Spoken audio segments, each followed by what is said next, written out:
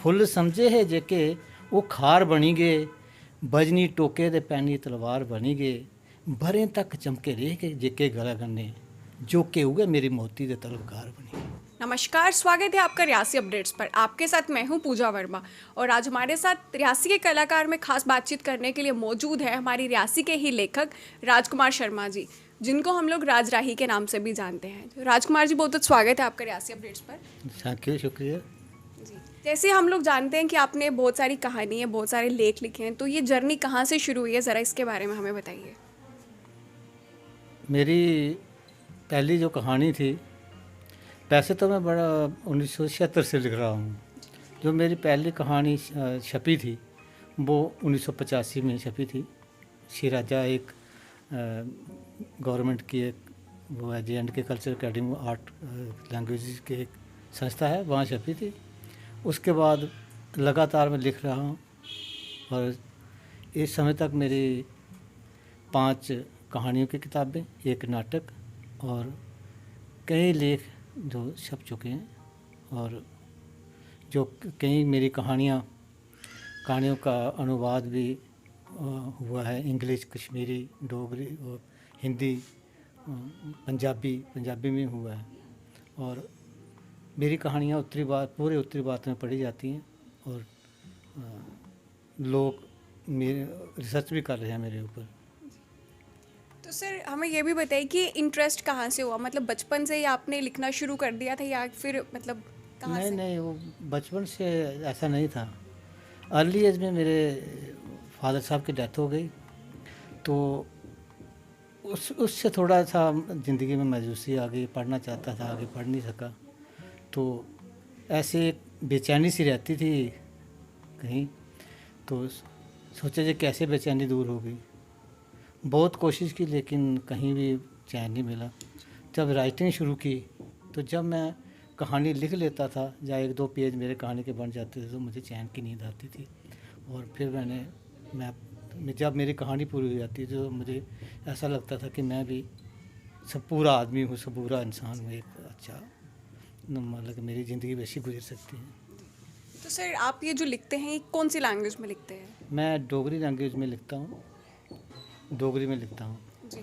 तो कहीं ना कहीं आपको ऐसा नहीं लगता कि जैसे डोगरी में मतलब कम लोग पढ़ते हैं, या मतलब जैसे बहुत सारे लोगों का ऐसा मानना है कि हिंदी के कंपैरिजन में डोगरी को थोड़ा पीछे समझा जाता है, तो इस पर आपका क्या है? हाँ, ये बात सही है कि डोगरी लोग कम पढ़ते हैं, लेकिन ये बात नहीं है कि डोगरी किसी भाषा से कम है।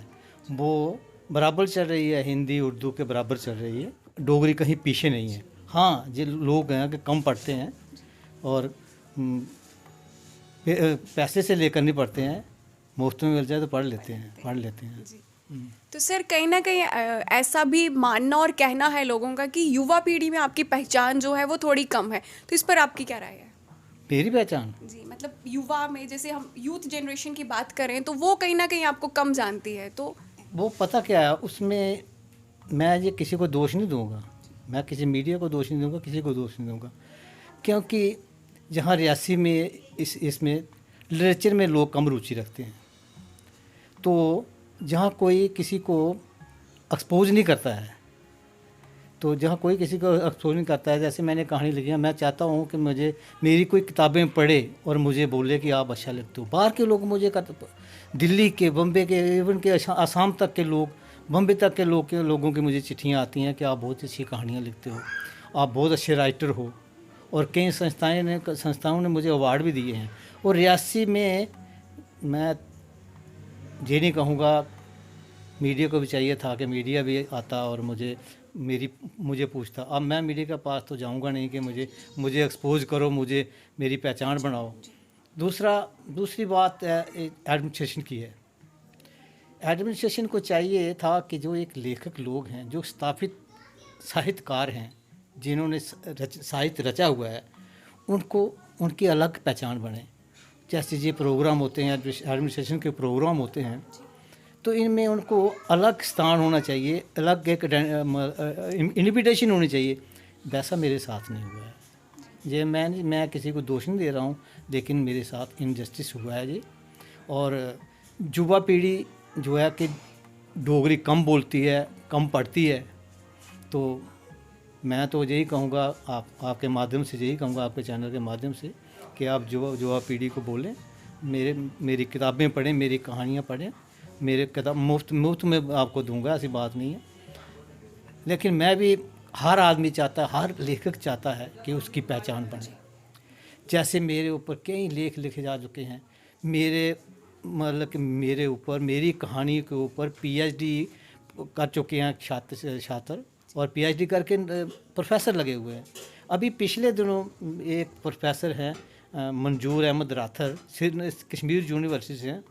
उन्होंने मेरी पर्सनैलिटी के ऊपर, मेरे ऊपर ये रिसर्च किया और पीएचडी कर रहे हैं वो।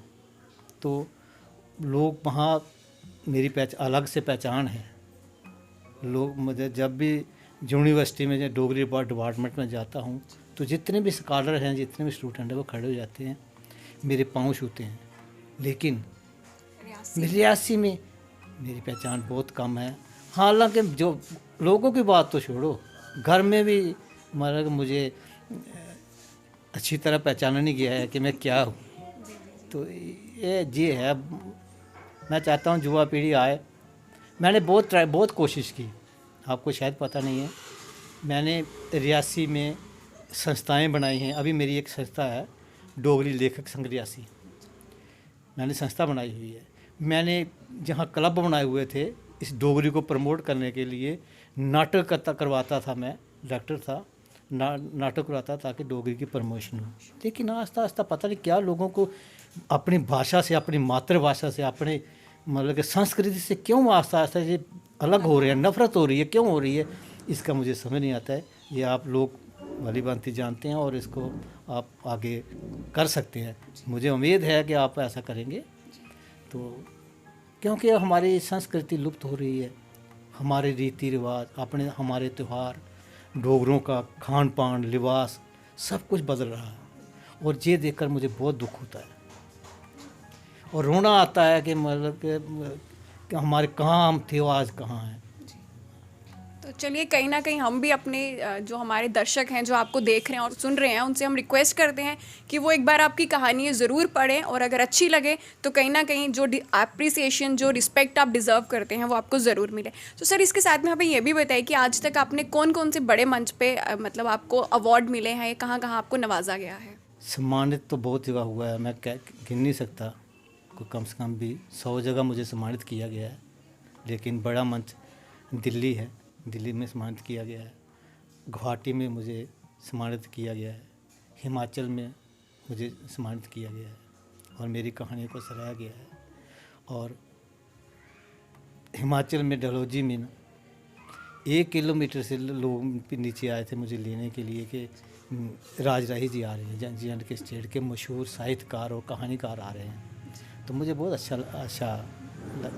वैसे जहाँ ये है कि जहाँ भी मुझे लेतर, हायर सेकेंडरी स्कूल लेतर है, वहाँ जब डोगरी मान्यता दिवस था मुझे बुलाया गया था, मुझे एज ए चीफ गेस्ट बुलाया गया था। तो उन्होंने भी मेरी बहुत रिस्पेक्ट की। बहुत खुशी होती है जब कोई अपने आदमी को, अपने भाई को या अपने बुजुर्ग को देखता है कि नहीं ये भी कुछ कर रहे हैं, अपनी मातृभाषा की सेवा कर रहे हैं। खुशी होती है। कहीं कहीं दुख भी होता है। कहाँ कम भी लोग हैं जो मुझे रिकॉग्नाइज करते हैं रियासी में। बाकी जहाँ भी चले जाओ आप, कहीं भी मेरा नाम लो, जम्मू यूनिवर्सिटी में चले जाओ, जम्मू कॉलेज में चले जाओ, कल्चर अकेडमी में चले जाओ, जहाँ भी किसी भी संस्था को सिर्फ आपने कहना कि मैं रियासी से आई हूँ, तो उन्होंने यही बोलना है कि आप तो राज को तो जानती होंगी। तो राज राही जी, इसके साथ में हमें यह भी बताया कि जैसे डोगरी को अभी ऑफिशियल लैंग्वेज डिक्लेयर कर दिया गया, क्या उसके बाद में कहीं डोगरी का दर्जा ऊपर गया है, या अभी भी आपको लगता है कि कुछ इम्प्रूव नहीं हुआ है? नहीं, अभी कुछ इम्प्रूव नहीं हुआ है। डोगरी को ऑफिशियल लैंग्वेज तो बनाया गया है, लेकिन ऑफिशियली अब कोई इसे लिख नहीं रहा है। इसमें हमारे कि डोगरी लैंग्वेज में लेटर कोई नहीं लिख रहा है। तो मैं अपील करूँगा सबसे कि जो डोगरी जानते हैं वो डोगरी में पत्र व्यवहार करें, उसको प्रमोट करें, स्कूलों कॉलेजों में ये डोगरी पढ़ाएं। जैसे ये अब मतलब जो हुआ ऑफिशियल लैंग्वेज हुई है, तो ये आप जैसे इंग्लिश में लिखते हैं आप तो डोगरी में लिखिए ना, उसमें क्या फ़र्क पर पड़ता है। कहीं ना कहीं आपको ऐसा नहीं लगता कि जैसे आजकल के जो पेरेंट्स हैं वो भी अपने बच्चों को डोगरी मतलब नहीं बोलने देते? डोगरी बोलेंगे तो कहेंगे कि नहीं नहीं, आप मतलब अच्छे मतलब हमारा स्टैंडर्ड जो है वो अच्छा नहीं मतलब दिखा रहे हो, आप तो हिंदी में बात करिए, इंग्लिश में बात करिए। तो माँ बाप कभी भी डोगरी बोलने के लिए अपने बच्चों को प्रमोट नहीं करते। तो आपको नहीं लगता कि कहीं ना कहीं पेरेंट्स को भी नहीं, थोड़ा पेरेंट्स दोषी तो हैं। मैं जहाँ भी जाता हूँ, जिस स्टेज पर जाता हूँ, मैं यही बोलता हूँ, जिस घर में जाता हूँ, अपने रिश्तेदार को घर में जहाँ भी जाता हूँ, मैं उनको यही बोलता हूँ कि डोगरी बोलो, डोगरी में बात करो। डोगरी में बहुत बात करने में बड़ा मज़ा आता है, और मैं प्योर डोगरी बोलता हूँ। और आज मैं आपको इंटरव्यू हिंदी में इसलिए दे रहा हूँ कि दर्शक समझ सकें, लेकिन मैं डोगरी बोलता हूँ। मैंने अपने बच्चों को भी कहा कि डोगरी बोलें, वो भी डोगरी बोलते हैं। मेरी एक पोती है छोटी 1.5 साल की, उसको भी मैं उसके डोगरी से बात करता हूँ, वो भी डोगरी में बात करती है मुझसे। हालांकि मम्मी पापा उसके कहते हैं नहीं ये गलत है, लेकिन जो अपनी मातृभाषा है ना, जो हम जिन जड़ों से हम पैदा हुए हैं, उन जड़ों को नहीं भूलनी चाहिए हमें। बहुत सारी कहानियाँ, बहुत सारे लेख आपने लिखे हैं, मगर कोई ना कोई ऐसी चीज़ें होती हैं जो हमारे दिल के बहुत करीब होती हैं। तो कोई एक ऐसी कविता, कुछ ऐसी 2 लाइनें जो आप नहीं, हमें मैं कविता तो लिखता नहीं हूँ, कहानियाँ लिखता हूँ।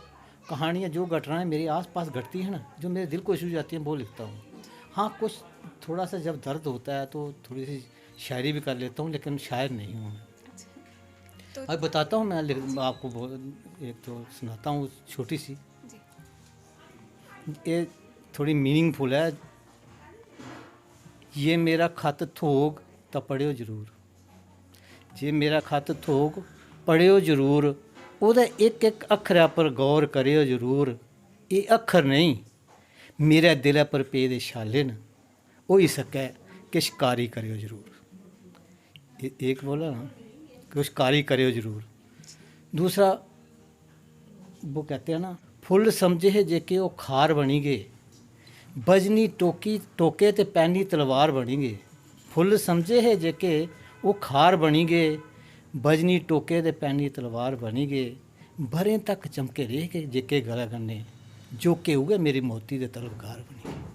तो राज राही जी, हमने ये भी सुना हुआ है कि आपने रियासी के ऊपर भी एक लेख लिखा हुआ है, तो उसके बारे में ज़रा हमें बताइए। हाँ, मैंने लेख लिखा है। ये J&K के culture academy award culture language Jammu है ना, उन्होंने मुझे कहा था कि रियासी के बारे में एक लिखकर हमें भेजो। मैंने वो विस्तृत लेख लिखा है।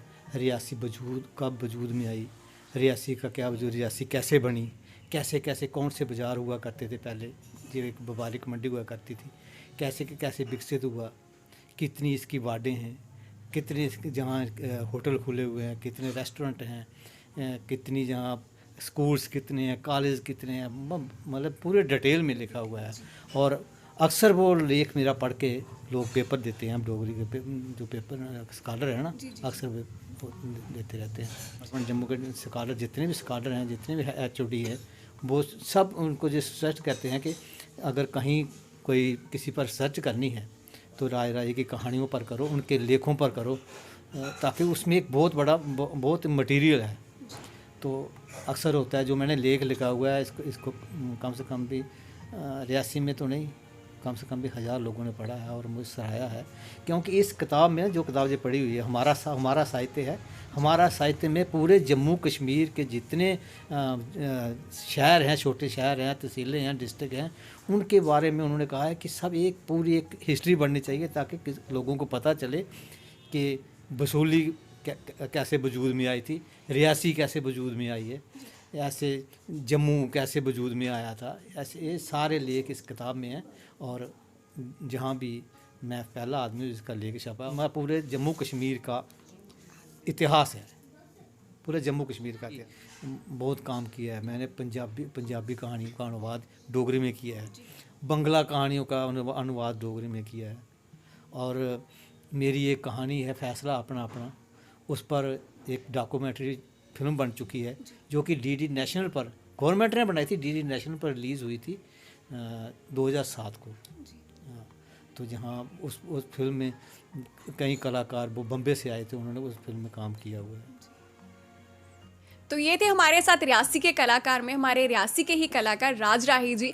फिर मुलाकात होगी रियासी के एक नए कलाकार के साथ। तब तक के लिए मुझे मेरे वीडियो जर्नलिस्ट नरेश भगत को दीजिए अनुमति। धन्यवाद।